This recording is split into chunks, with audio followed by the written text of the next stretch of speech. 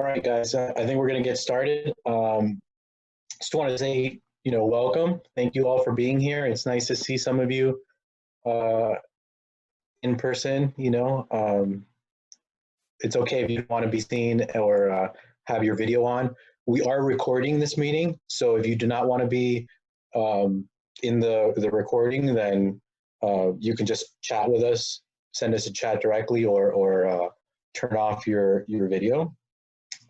So I'm going to share my screen so that you see the presentation. And since we've got a bunch of folks, we have a certain protocol for people to join in and have a discussion. We're going to have a part of the presentation that's just for discussion.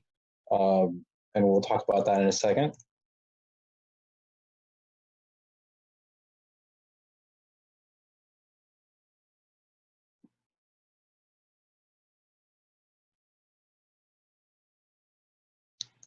So welcome again. This is the second Community Advisory Committee meeting for the Maricopa Highway Demonstration Project.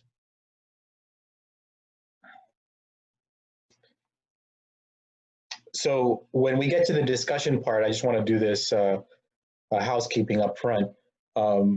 There's an option for panelists. Click on panelists, it'll show you your name. Just click on raise hand if you want to say something, and we will go in order as we see the folks who have their hand raised. And if you want to respond to something that somebody said, just send us a chat, and we'll open it up. Both parties to chat directly. We're going to ask that everybody remain muted during the presentation, just for background noise and clarity. And we will unmute as people want to say something or ask a question. So today's agenda is we're going to go over some introductions just of the project team. There are a fair number of new people on this call that don't know who we are and don't know what we're doing here about this project. And just a note about the Community Advisory Committee meeting. These meetings, we're going to have them every 2 weeks from now until the implementation of the project. And each meeting is about a different subject that relate to the implementation of the project. That is really the way for the community at large to be involved with the implementation of the project. It's really a way for you all to communicate with us directly, although there are other ways for that to happen as well, including our workshops. But this is really the venue for people who want to get their hands dirty and help with the implementation. So that's helping with outreach. That's the subject of today's meeting, or with actual implementation. These projects, we'll get into it in a moment, rely on volunteer labor and help actually going out and doing the work. So we'll touch on that in a moment. And so we're also going to talk about some project updates. We started the project in February, so we've done a fair bit of prep work so far, and we're going to talk about what we've done so far. And then we'll have that discussion about outreach and how we can reach more members of the community and let them know about not just the demonstration project, but the longer term ATP project.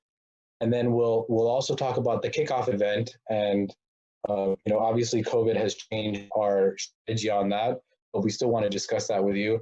And then we've got homework for you all for the next CAC meeting, which will happen in 2 weeks. So we are Street Plans. I'm joined by Dana Wall. My name's Tony Garcia. I'm an architect, and we are based out of Miami, Florida. We have an office in New York, though we work really internationally on demonstration projects and on bicycle pedestrian plans. And today on the call, we've got folks from Prism Creative Group. There are intellectual partners, at least here in Miami, and they are geniuses when it comes to putting together events that are authentic and really get at the heart of a community. And then we've partnered with JP Marketing, a California-based marketing agency that has helped with our branding and website creation and social media, and just in general our outreach strategy. And we've also brought on as sub-consultants Tool Design. They are bicycle pedestrian planners, and they do, for this project, they did our data collection summary. And then we've also engaged a firm called Numina. They create these devices that are data collection devices, and we'll show you what that looks like. And that's part of our evaluation of the project to see how it functions and what the impact is to traffic. We're using Numina devices.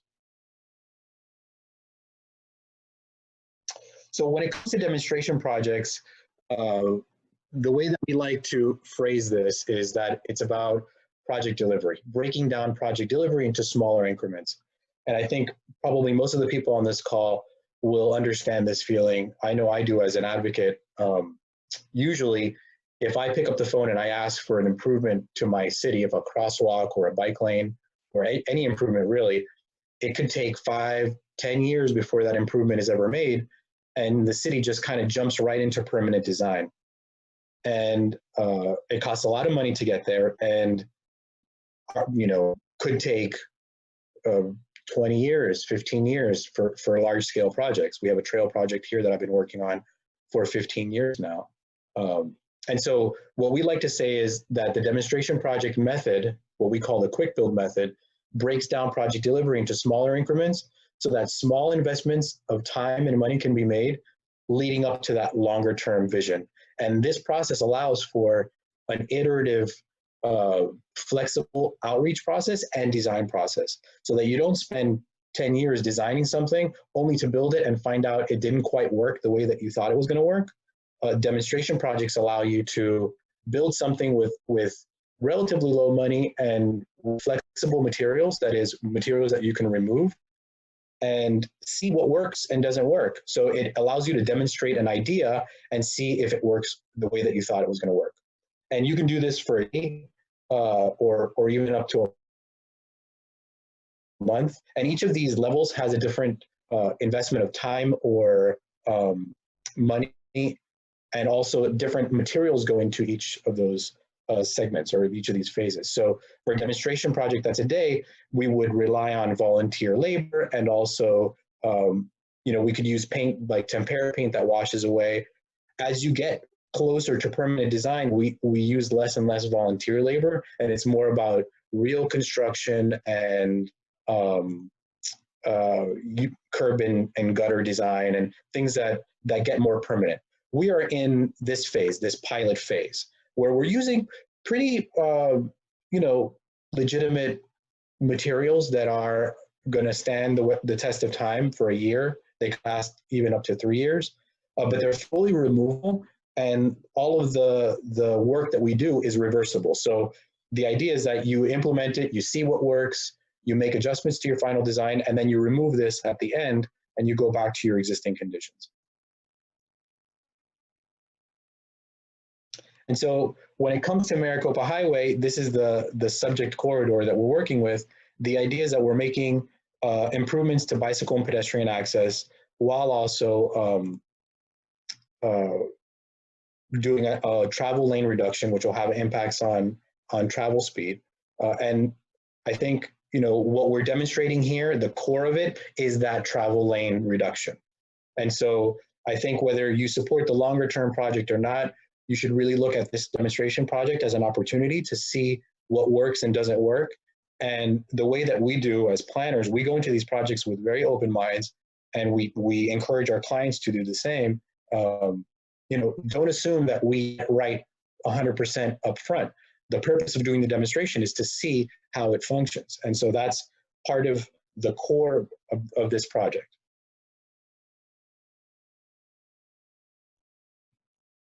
And so here's that the typical section. It's right now a very wide outer lane, and then another travel lane and a turn lane.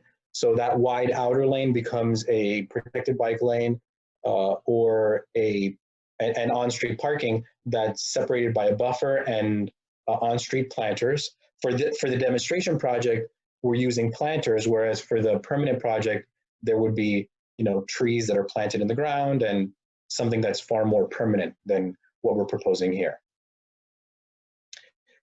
The process that we go through for these types of projects is one that closely hems to what we've proposed here.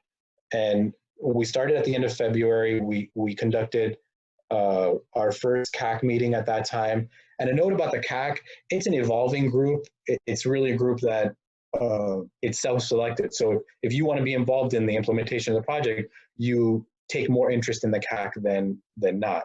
And so today we might have 30 people on the call, and maybe the next CAC will have fewer because people realize, well, I don't really want to be that involved with the implementation, but I want to be kept abreast of the project. And that's okay. We can get your information and keep you up to date. And then we also have a TAC, which is a technical advisory committee. And that's really city agencies that are reviewing the project. And Dana is going to go into that a little bit more. So we also executed our web page. And then since then, we've been developing the site plans, the event plans, and then also finalizing our budget. And our budget is the budget of our materials. We have $100,000 to work with. And within that $100,000 budget, we have to pay for any striping, any installation of delineators on the street that would delineate the parking lane from the bike lane, and also any planters and plants, and also just the installation of that stuff. So that's a $100,000 budget, and we are working right now with Caltrans in the city to finalize what materials we're using and how we're going to execute the project. At future CACs, we will dive into those details with you all. And keep in mind also, our site plan is based off of the 35% plans produced by Alta Planning.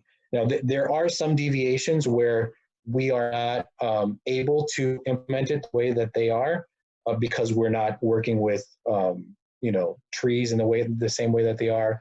We're working with planters. So there are going to be some natural deviations. We're not doing any crosswalks as part of this project. We're going to use as much of the existing striping and infrastructure as possible, working within the parameters of the project. And then we've also got our workshop we did earlier last month. We've got another one planned for a few weeks from now. Later this month, in the next few weeks, and all through June, we will, once we secure our permit, which we're very close to doing, we will get our materials. And that's just having, shipping materials from some places, could be Home Depot, others are, material suppliers, and have those all shipped to some location which is proximate to the site. That could be at Nordhoff High School or somewhere close to there. So that when we go out and actually do the work, which is a team effort, that is, you're going to see Dana and I, Greg from the city, and anybody here who wants to be involved, we go out there and actually help implement the project and build it. And then finally, in a normal project, we would have some sort of a celebration once we install the project, which our target date is at the end of July right now. I think we're going to be able to accomplish that given COVID restrictions and what we're projecting right now based off of the guidance from the state. I don't know whether we're going to be able to do a party in the manner that we usually envision a party, but we can talk about that more later in the call. So now I'm going to pass it on to Dana to talk about more specific details of what we've done so far, and then we'll get into the conversation. So Dana is going to do a screen share now.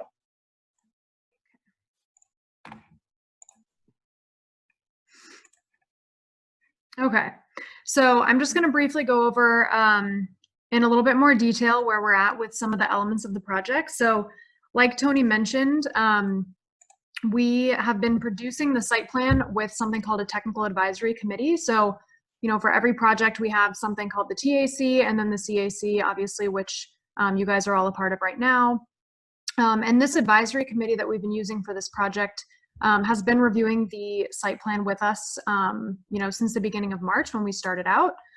So it includes representatives from both the city and Caltrans, both county police and fire department. So that's to discuss things like emergency access, and then as well as the sanitary district and Casitas Water District to make sure that the site plans are being developed in a way to facilitate their servicing of the water lines along Maricopa. So we've had 2 rounds of official review with Caltrans so far. We're very much nearing the final permit set with them, and have also been discussing things like the materials and the implementation, We still have a little bit ways to go, but we're really confident and feeling good about the process so far. And we're also developing the traffic management plan. So this is in conjunction with the site plan, which will be implemented for the project implementation to make sure that implementation is safe. And so then these are the high level tenets of the site plan. Like Tony mentioned, we in the next CAC will be going through the site plan in more detail. But these are just the high level elements. We, like he said, we've been basing the demonstration project design off of the permanent project design. However, with a demonstration project, we're not moving curbing, we're not adding concrete, etc. So some things have maybe been a little bit tweaked from the 35% plans to ours. And we've also been talking with Caltrans through any of those changes, anything that might be different, that might influence the evaluation, or new things to look at with the design. So of course the separated bike lanes, which includes the 1-lane reduction each way. The separation includes both on-street parking with planters as well as vertical delineators in the buffer space. So there's going to be a lot of protection there between the travel lane and the cycle lane. Reduction of pedestrian crossing distances at all intersections is going to be accomplished with curb extensions. So these curb extensions also function to slow the turning speeds of cars and increasing the safety of people crossing at these intersections. We've also considered some treatments at church and between church and Pyre to address the high school ingress and egress and drop off and pickup.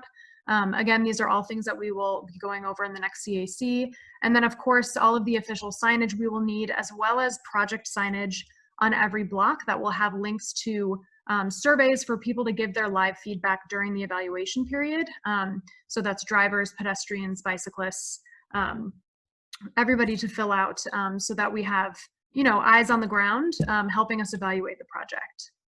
And another note on this, in terms of the signage, we're going to have signs, banners installed on the light posts with information on how to submit a survey. It's an online survey, so we're going to have that information, and also just general information about the project, so that other people who are not as involved, who are traveling along Maricopa, can give us their input about the project and let us know how they feel about it, and also let us know how it's functioning. Yeah, and that's kind of part of the discussion today too, is, we've obviously, because of COVID, had to do a lot of this from afar. And, it's typically for these projects, we go out multiple times and we're going door to door. We're seeing people in person, we're handing out printed flyers and expanding the, elevating awareness of the project that way. But I think the banners will really help to at least make people aware of the project who are on the corridor every day, who may not be kind of tuned into things like the website and the social media, et cetera. These are just images of some of the materials that we currently have in the budget that you may see during the project implementation. We're still in the process of approving these with Caltrans. Those planters in the middle there, those white stripes, are retroreflective. This is a company out of Spain. We've used their products a lot. They make products specifically for these kind of pilot project and interim design projects. They will be planted with local, native shrubs and plants. And then another thing to note about the zebra delineators there in the lower left, we have chosen to prioritize going with this type of delineator because its low profile allows for emergency vehicles and other big trucks to mount them if necessary to enter the bike lane. Which we found more advantageous than using something like the flex stake there that you see in the center. And so these delineators are very durable. They're bolted into the ground, but they are able to be mounted. So that's for, like I said, emergency vehicle access, and then also at curb extensions if large trucks have to maybe cut the corner of the painted curb extension. For data collection, we are installing the sensors at Church Road, Pyre, Valerio, and Ojai Avenue. And these sensors primarily will be collecting data during the evaluation period, like bicycle, pedestrian, and vehicle counts, but they'll also allow us to observe the turning movements at intersections as well and get some more kind of qualitative data on how things like the curb extensions are working. And we've also produced an existing conditions report. So this includes all types of existing data or data that's been collected on, travel speeds and counts along the corridor, as well as things like land use, et cetera. And a note about these, they're really small devices. It's hard to see scale in this photo, but you're talking about something that looks, like a paint can mounted on a pole, or at the school. We're working with the school district, and it'll be mounted to a tree discreetly. So it won't impact a tree. It'll just be mounted there. And it's not collecting any data that is specific to an individual. It's just measuring movement. And so it'll know the difference between pedestrians, bicyclists, and motorists. And we'll be able to see turning movements and also volumes. So it's going to give us a lot of really important feedback. And it's on real time during the entire project. So we'll know what types of events lead to backups, if any, and where those occur, and how to, and then it'll be for us to design around that and to mitigate that. Thanks. Okay, so final update, or one of the final updates here on outreach. So Tony briefly went over this. We've had one CAC meeting. We have had a public Q&A session, after which we had several office hours for additional Q&A. And we have also had 2 TAC meetings. So we're looking at 3 more CAC meetings for a total of 5 before the implementation, 2 more Q&A sessions, and at least 1 more TAC. But like I said, we're in contact and with Caltrans and having them review the drawings even more frequently. So we've also created the webpage and the Instagram account, which I hope everyone has been aware of at this point, up to this point. And we're also executing our outreach and communications plan, which we'd like to add to and discuss on today's call. So these are just some images. That's the webpage there, and we're planning some updates to make the public engagements part of the webpage a little bit more user-friendly. And then finally, the kickoff event. So, like Tony said, COVID-19 restrictions are potentially going to influence, whether or not we can have the event or what it might look like. But PRISM has been working hard to build a list of local vendors, artists, and musicians, people that will participate in the event. There's the draft site plan. They've been working with Nordhoff High School on potential location on the school property. And the event in general, we're looking to include something like a community bike ride along the newly installed project, followed by this event that will have music, food and beverage, local retail vendors, as well as, kids activities and games. So I guess now we'd like to open it up for discussion. You might have to bear with us working with the Zoom kind of platform here. We want to make sure that everybody can get their thoughts in, but we might have to go a little bit more slowly and methodically, kind of going through whoever raises their hand or submits a comment. So a little bit more fine-tuned, what we have done so far, within the limitations that we have being from afar with COVID-19, we've been creating digital flyers, which you might have seen on the city's Facebook, the social media account. These have been distributed in the Ojai Valley News, to the city email list, and then we've also been compiling a corridor contact list. So businesses that are along the corridor or adjacent to it, and then other contacts like local Ojai institutions like the museum and an art center, et cetera. So we're just trying to build that list basically to be able to reach out and kind of loop people in and bring people into the project. We are producing a project FAQ and the draft site plan, obviously, both of which will be posted to the webpage very, very soon. And we're also producing the pre-implementation survey, like Tony mentioned. So this is to get an idea of how people experience the corridor right now, what they think could be improved. And this is all, these are all answers that we'll be comparing to the survey during implementation, post-implementation, to kind of gauge feedback at that time. And so planned moving forward for the demonstration implementation, as well as our next, large public engagements. We're planning things like local radio scripts. The paid social media ads basically just function to, further disseminate the social media account and make people aware of the existence of the account. Like Tony mentioned, banners along the corridor for people who are driving along the corridor or walking or biking and maybe haven't heard of the project. Obviously producing signage for during the evaluation period. And then we're also considering other elements to the webpage to make it a little bit more interactive. So how can people leave comments on some of the documents? For example, can we embed a survey in the webpage? Can we embed a comment function? Just to make it easier for there to be more constant exchange of feedback.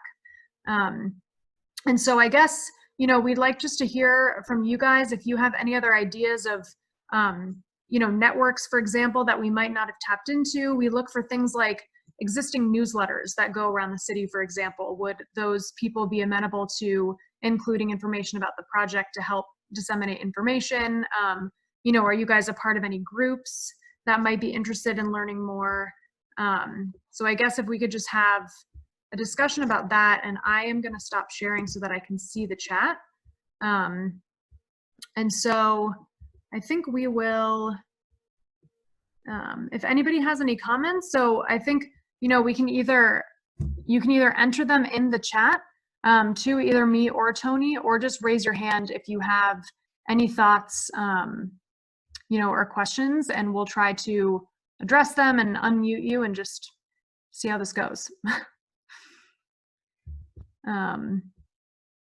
So let us know.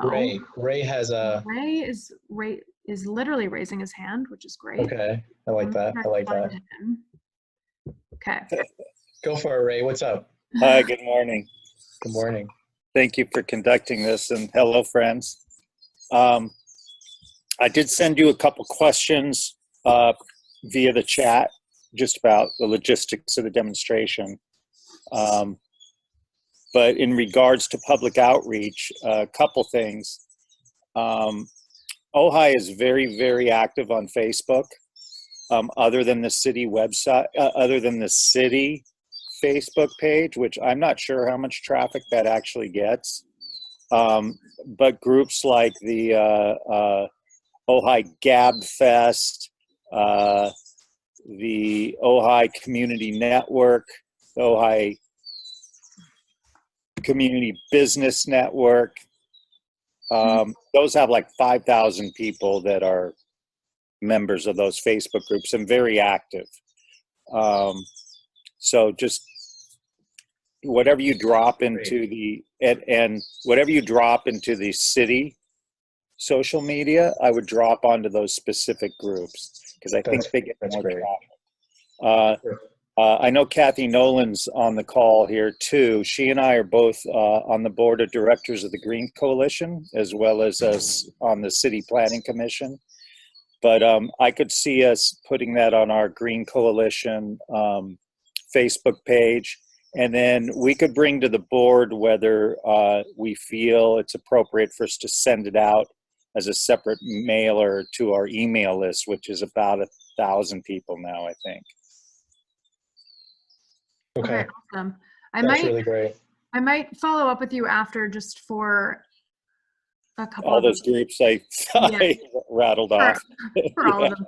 No, just for the first couple ones that you mentioned, if that's okay. But yeah, that sounds great. Dana, what were Ray's questions that he sent on chat? Yeah, so not about outreach, but when the low profile reflectors are replaced by trees, how will emergency vehicles enter the bike lane is the first question. Yeah, was I confused about that? You showed those little black low profile ones. Yeah, so those delineators are not going to be replaced by trees. That's an additional layer of protection between the parking lane, which will include the planters. So these delineators are basically going to go on the striping that's between the parking lane and the buffer. And they still allow for emergency vehicles? They're pretty low profile anyway, but there's enough space, clear space for emergency vehicles there. Got it. Or for traffic control, temporary traffic control, when the bike lane is used as temporary traffic control. Okay, got it. Yeah. And then will the data collected from the sensors be made public at the end of the demonstration? Yeah, I mean, we're going to be compiling all of the information and the evaluation into a final report, which is going to be publicly available. So yeah, it'll all be in there. The assessment of how the demonstration functioned will be made available. Okay, thank you. Mm-hmm. You're welcome. So there are a couple of other questions here, I guess. Wait, Sousa had her hand up, so I unmuted her. Okay. Okay, thank you. I was just going to suggest put it in the city quarterly recreation brochure that goes to the whole valley. Oh, that's good. Okay. Yeah. And I agree with what Ray said. We have so many Ojai community groups. Once you share it, we can do the sharing for you, of course. You don't have to do it. Once we know that you've posted on Facebook, there's about 20 groups we can disseminate the information to. Okay. Yeah. Right. Okay, great. And I'm not exaggerating, there's so many. We have in addition to, like, we have the Ojai Valley Bicycle Coalition, Bike Walk Ojai, Sustainable Ojai. We have multiple climate emergency related groups. They're all interested in this project. Okay, great. That's great. Let's see. Just a reminder, you guys can use your, I mean, if you want to, have your video on, you can literally raise your hand, or we're trying to keep an eye out for people who are doing it virtually. Let's see. I guess we don't really have anything else about the outreach. Dennis asked about examples of temporary curb extensions. So specifically so for this project specifically, the curb extensions are just going to be striping with, kind of buffer hatching lines in the middle of them. And there will be protection around the curb extensions as well, but strategically so as to not block, if an emergency vehicle needed to enter the bike lane at an intersection, there won't be delineators, for example, kind of blocking in the middle of the bike lane. I mean, typically, other kind of examples of temporary curb extensions, typically we paint them solid. That's another option, always with some sort of vertical delineation, just so that people aren't cutting the corner too tightly. That kind of defeats the purpose of having the curb extension there to increase the radius. So that's what they will be. Yes, and I think Diana has her hand up here. Yes, Diana. Hi, everybody. Yeah, hi. I did have a thought regarding the drive over low, so the emergency vehicles can cross where they need to. So I'm thinking it's pretty much at the hospital. And what about this idea of the stakes that are plastic and bendy be alternated with the low profile stripy plastic semi-permanent things? Can you alternate, put one and then the other and then the other? We could do that. That's a really good comment. Our sensitivity has been to, and this is not just for Ojai, this is just nationally in our practice. People don't like the plastic bendy sticks, and what you're describing is actually a way of mitigating that, because there would be fewer of them. But I think in general, the lower profile ones they serve the same function as the plastic ones, as the sticks, without the visual, and we have enough budget for it. So we might take an approach like the one you just described if we were stretched with our budget, and because the plastic sticks are half the price of the other, like, lower profile, the armadillos. What we call those the armadillos. Okay, good to know, because I was wondering what the price tags were on the various photos that were shown. Sure. and that does enter into the $100,000 that we are allotted.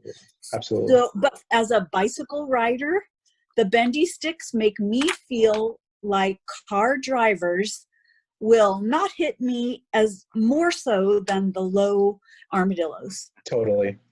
So it's like $25 for the flex stakes and $53 for the armadillos. 53 and 25. So that's the price difference. And I agree with you. The flex stakes, that's what they're called. They provide more of a visual delineation of the edge of the street for motorists and for cyclists. More for motorists, right? That's what gives you the comfort as a cyclist. Yes. So, I mean, I guess we're trying to balance that functionality with the aesthetic of having 400 of these guys along the corridor in a context that's not urban, right? We wouldn't bat an eyelash if we were in downtown, LA, but we're not. So that's part of the balancing act that we have to play here, I think. Well, along that same line then, the area that is very near the beach in Ventura on Main Street, there's a large intersection full of bike lane green paint, which must be relatively inexpensive. What about that? We will have green paint at the conflict zones. So anywhere there's a driveway and across the intersections, there's going to be green paint. So that will increase that visibility. For the actual, where the bicycles can go, it will be green. Yes. Okay. Cool. Yes. Mhm. Okay. Thank you. Here, and I wanted to show this image for Dennis. This is an example of a curb extension. We're not going to do anything like this here, but this is just one way of doing curb extensions. This is a recent project we did in Hawaii, where we use those flex stakes that Diane was just mentioning, and we have some sort of a colorful pattern. Since this is a Caltrans road, we're being very conservative with the design.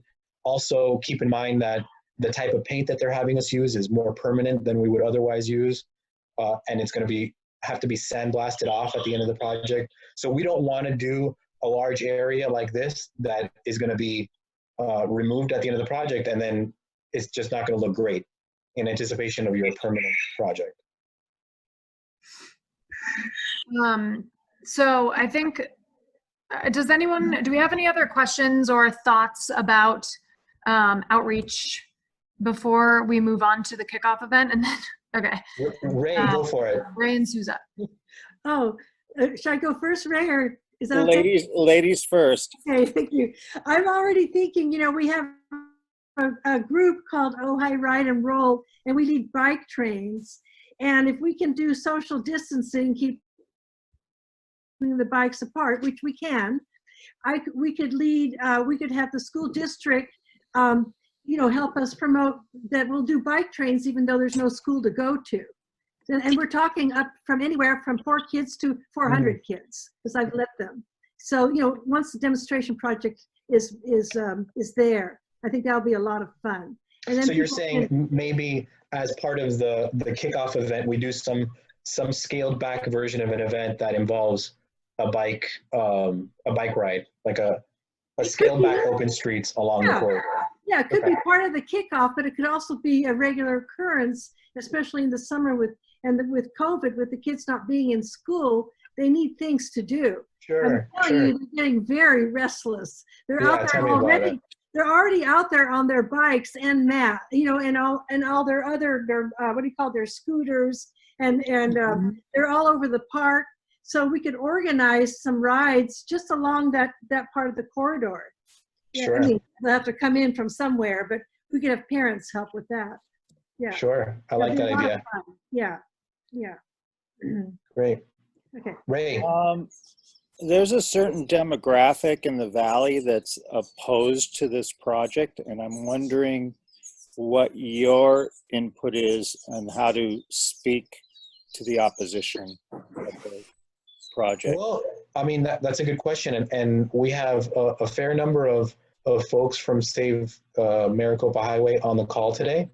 I think part of discussing the project is having these meetings be open to everybody There's no, sort of controversy or conspiracy involved. This is an open project, and our method is flexible. And I mentioned this earlier, when we talk about the demonstration, it is fully reversible. The purpose of doing a demonstration is to test out what works and doesn't work. And so it's a way of people being able to actually see with their own eyes and experience what happens when we do these types of projects. It's not like a study where I'm a consultant and I come and tell you, we're going to do this project, and the city goes and does it, and there's no chance for any change. This process allows for you to think about the design at every step of the way. And I can tell you, as soon as August comes around, we want to implement at the end of July. In August, you will start to see the impact of this thing. And then come September, when school's back in session, you're going to see what happens. We're going to see right away. And that's enough time for you to make adjustments to the final design. I don't think there's anything to be afraid of when it comes to demonstrating something. I think we should be afraid of jumping into a project without having done any demonstration. And then one more note, just in terms of the data and what the data shows, the volumes on this street are so low, they do not warrant a 4-lane road. That's just not standard practice. Ojai Avenue has upwards of 20,000 cars a day, and it is a 1-lane road. And here you've got 7,000 to 10,000 cars a day at different parts of the corridor, and it's a 4-lane road. It's a very over-designed road for the amount of traffic that you get now and you will ever get in the future. You're never going to have, large condos on the street or any amount of density that is going to require a 4-lane road. And that's part of the conversation I think you need to have with your neighbors and what I would have with any of the opponents to the project. Thank you.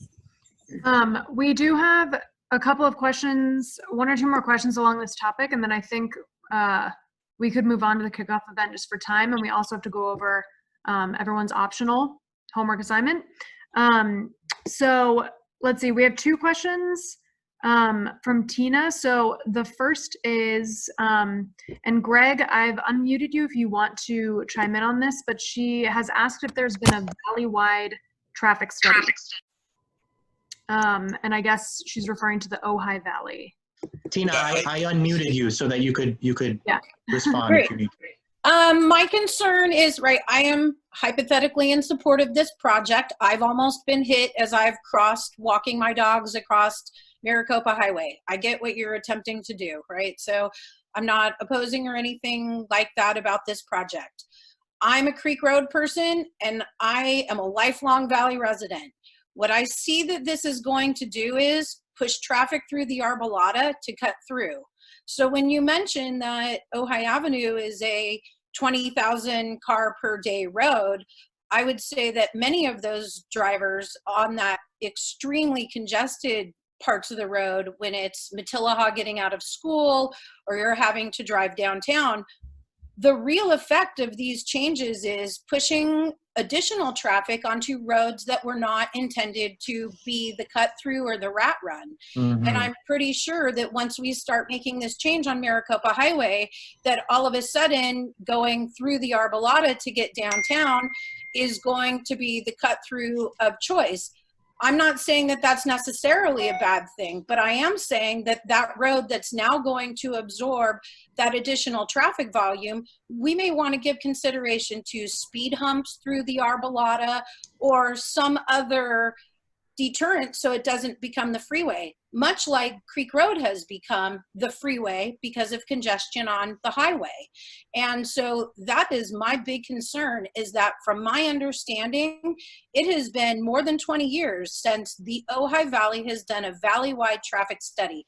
And what I see popping up on Facebook pages, complaints, my own research that I've had to do extensively for Creek Road is actually that the roads that we try to make these corrections to, that's all well and good, but the actual unintended consequence is we've built a freeway on Creek Road now.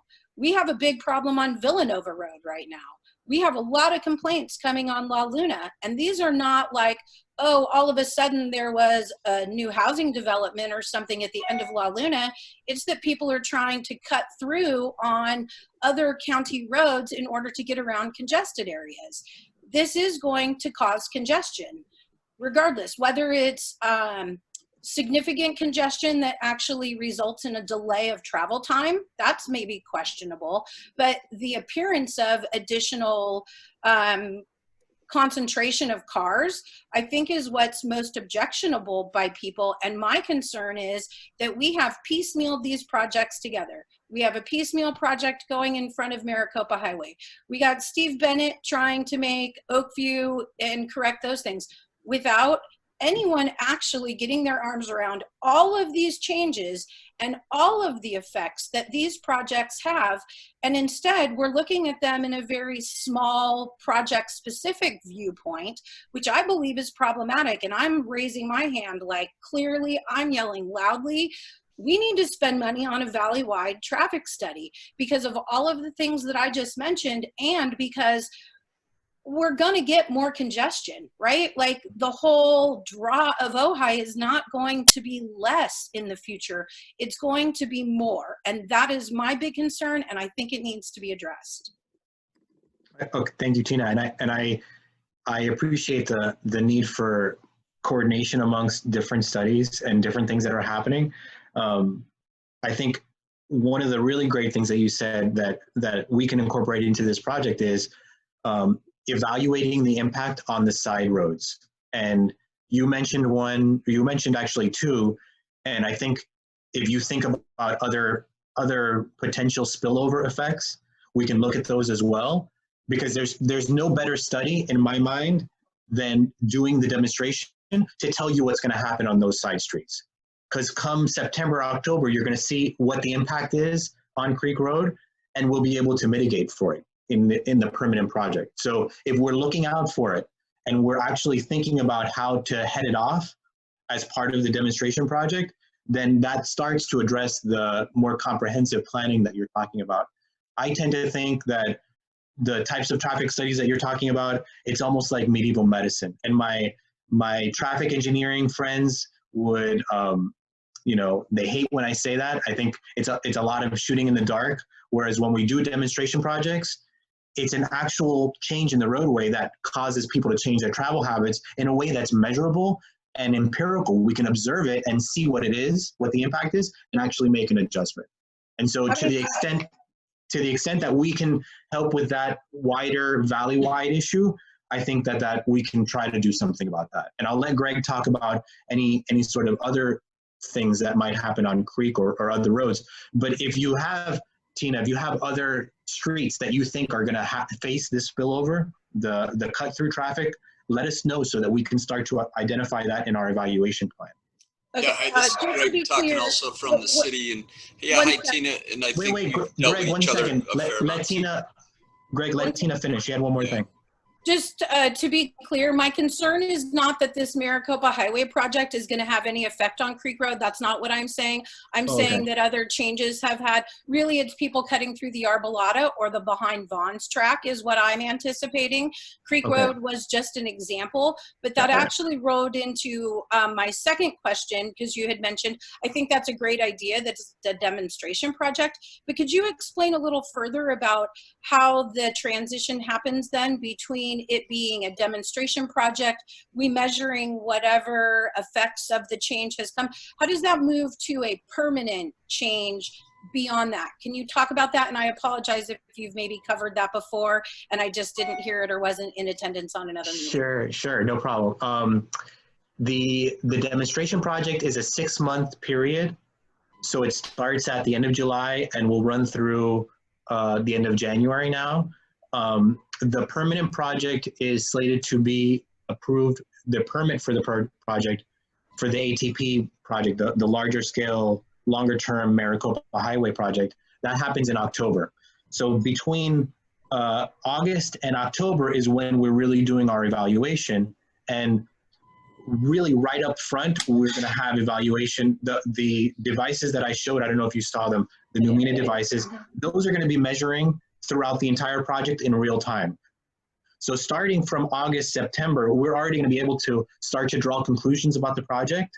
And obviously once school is in session, that's when we really know what the impact is to broader traffic patterns.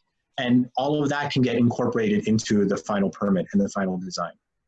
One last question on that point is, if school doesn't start in the fall like it normally would, right? We definitely see the first few weeks of school, you're going to see a big change. If school doesn't start like it normally does, that's going to have a big impact on subsequent years where we don't have that same pattern. It seems as though this evaluation period is kind of hitting in a spot where the data that you're gathering is going to be a lot lighter than normal, and that's concerning to me. Sure, I mean, that's definitely a factor that we have to think about. There's no way around it. I mean, we just have to, you know, push forward and hope that school is back in session at that time. And if it is in session, I think traffic will be what it always is. And in fact, what we're noticing with COVID response after restrictions are lifted is that traffic is worse because fewer people want to take transit.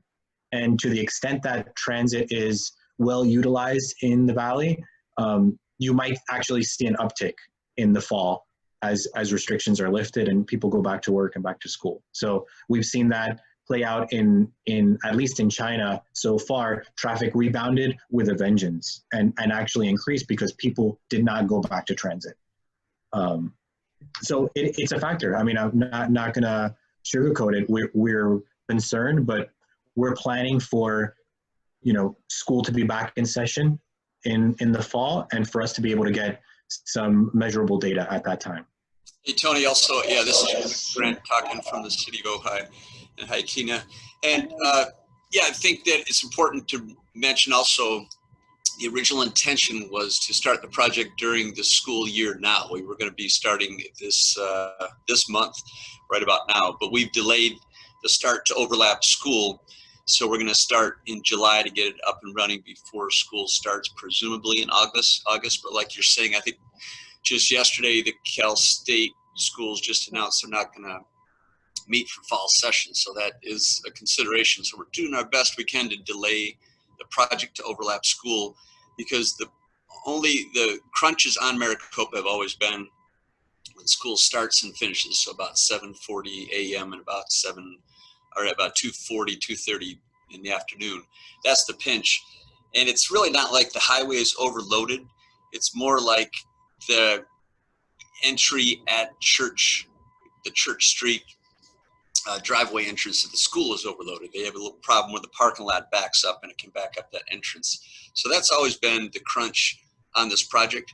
The highway has one lane on this road is plenty of capacity. It's not ever needed to have two. The 2 lanes are just used as passing lanes. And that's why our speed studies show, and we're all very confident will show that will eliminate the speeders. It's just a way to pass. It's what happens in Oakview with that 4-lane section is what happens out here in Maricopa. So it's not really a capacity issue. We don't expect a lot of extra traffic on Arbolada, but we've got studies that show what the traffic is there as well as Maricopa. It's already pretty heavy at the end of school and beginning of school, getting kids over to the other schools, to Matilla Junior High School as well as Topa Topa. So it's really more about that crunch time. It's not really about the regular. And I guess like you're saying, yeah, we don't expect it would have an impact on Creek Road. It's not really a diversion from Creek Road. But so we're doing our best to try to accommodate COVID, I guess is the bigger message there. Yeah. May I be unmuted? Hello? You are. Wait, 1 second. We've had a hand up. We've had a hand up for a little while, Susan. It's Code Logan. Okay. I just when it's my turn, I wanted to comment on what Greg said. Okay. Okay. Go ahead. Comment on what Greg said, and then we can go to Code. Why couldn't we have a part of the demonstration project could be the parents? They don't have to drop their kids off, but they could, you know, Tiffany could, the school superintendent has a way to reach all the parents almost instantly, you know, on their iPhones. She could ask on a certain date to do, what do you call it? A simulation, as if they're going to drop their kids off at school, pick them up, get a percentage of the kids to ride their bike. So it's like a fair, you know, we could do something like that if it became, if if it came down to that, if the schools really didn't open up, the parents could cooperate to see how it works. You know, right. I mean, you only need to do it for one day. You don't need to do it repeatedly, but one day, a typical day would show glitches, would show up some of the, if there are glitches, wouldn't it show up? Right, I appreciate that's a great idea. We're still have all of our fingers crossed, hoping that's not going to be a problem. Until we hear that, when we hear that and what the delay is, we're going to have to try to work with our funding mechanisms too, you know, and see if we can't delay further. Because we have the demonstration project through one grant program, and we have the permanent construction project through another. So we're trying to keep the demonstration out front so we can learn from that demonstration, and then the permanent design to follow. So it's a coordination effort through state and federal grant programs, which are not easy to work with, but we'll do our best to, and even them, they're considering extensions, but they're very tight. They want to see these projects move along. And so I hear you. I think like everybody's listening to the radio every day on how things are working out with opening up related to COVID and so on, right? Okay, I want to take this comment from, is it Cody? Is that... Yes, it's Cody. Well, I would add on to what Tina said. It does kind of concern me because, you know, traffic, I mean, I went to Nordhoff when I was a kid and when I graduated, but I don't know about you. I don't know if you guys have seen it in the morning. It gets backed up on Nordhoff, all the people turning. So I can't imagine what it's going to be like for this bike lane. I mean, I'm a cyclist and I like the idea, but it just concerns me with the traffic with Nordhoff when school gets out and then when it goes into session. And I want to address that quickly, Cody, also, is that I think we all know about the traffic there, and there's a couple huge factors going on. One is the school. I think people are also aware of this. The school population or number of students attending peaked in the late 90s up at around 2,000. They're almost half the number of students now. They just had a steady decline. It's been a big issue in the Valley, trying to see if they can change that course, but they're not having much luck with that. So they're still expected to keep decreasing for the next several years. And that's resulted in that parking lot is half empty. There's not even close to full. Same thing for football games. We've studied the traffic during football games and how that goes on. So we do land up with this pinch for about 10 minutes. It can be 12, but anyways, right around the 10 to 15, we'll call it in the morning, where people get stuck trying to get in that parking lot at Church Road entry to the high school. So it's very quick, and it is not ideal if you were commuting at that time, you know, just like any kind of a traffic jam, but it's a very brief one in the morning and the afternoon. So commuters on bikes going by there, that's probably an ideal time, and you probably already know it, to avoid. And we're very focused on that in the permanent design as well as the demonstration design to accommodate it and design to fix it. Thanks, Greg. Okay, we want to move on here, just to respect everyone's time. And just real quick, I'm going to share my screen here. In terms of the event kickoff, I'm not super optimistic that we're going to be doing a large event the way that we had planned originally. For those of you who were in the original CAC meetings and who have been following the project, we wanted to do a big event, and it's part of what we set out to do with this project. I just don't see that happening. So we're going to work with PRISM to think about alternatives and also take our direction from the city and from SCAG. Ultimately, they need to tell us if they feel comfortable with moving forward with an event or not. And also the state will tell us, look, we're not going to have any groupings of people. So even if we are able to figure out a way of spacing people out, maybe it's just a bike ride, and without the musicians or the food and beverage. But we'll keep you updated on that. And at our next CAC meeting, we'll try to give you an update on where we are with that. Tony, do we want to give PRISM, I mean, if they've thought of any alternatives or other options, do we want to give them just a couple of minutes? I think we just, let's power through, because okay, you know, we need to get to this, the homework for the next session, and we're coming up on the hour mark for here. So I just want to be respectful of people's time. The next CAC meeting is going to be geared towards and focused on the corridor and doing a virtual walkthrough of the corridor with each of you. So what we're asking you all to do is to go out and physically walk the corridor. You choose a block of the corridor that is meaningful to you, or that is one of the blocks listed there. Let us know which one it is, and we will send you some worksheets that you can fill out that I'll show you in a moment, that will tell you that will allow you to describe your experience on the street as either a cyclist or a pedestrian, to help inform that conversation. And then you'll email those sheets back to us, and at our next call, we'll each of you will walk through your analysis and what you thought, and we can have a discussion about it. If you want to go to the next slide, they can see the sheets. Yeah. So here are the sheets. You can see some of it is qualitative. I mean, it's really all qualitative. It's how do you feel on the street as a bicyclist or pedestrian? This is actually geared towards pedestrian, but if you feel like you want to bike down the street, if that's your preferred mode of travel, then you can do this analysis as a bicyclist. And think about how you feel, in terms of safety, what would make you feel better, and how people are speeding. How do you interact with the bus drivers? Are there cyclists on the sidewalks? I know when we went out there, we saw a lot of students when school was in session biking on the sidewalk. So think about those factors. And then also on the left-hand side, you'll see a sheet that talks about more of the details that describe the street. What are the land uses on that block?